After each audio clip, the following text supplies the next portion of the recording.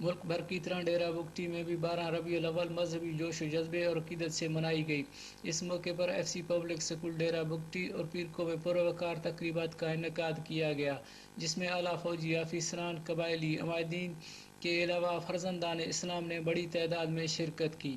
12 ربیع الاول ہمارے معاشرے و ملک اور خاص کر بر صغیر میں باقاعدہ ایک جشن، ایک عید کی صورت میں ہر سال منائی جاتی ہے۔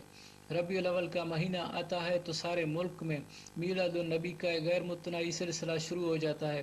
حضور نبی کریم صلی اللہ علیہ وسلم کا مبارک تذکرہ اتنی بڑی سعادت ہے کہ اس کے برابر اور کوئی سعادت نہیں ہو سکتی۔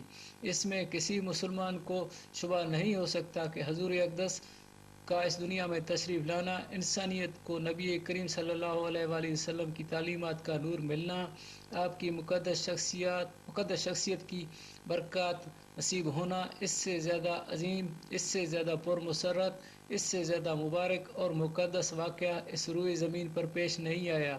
یہ اتنا بڑا واقعہ ہے کہ تاریخ کا اور کوئی واقعہ اتنا بڑا نہیں ہو سکتا۔ اس کے علاوہ دعوت اسلامی کی ضلعی کابینہ کے بھی زیر اہتمام ربیع الاول کے حوالے سے جلوس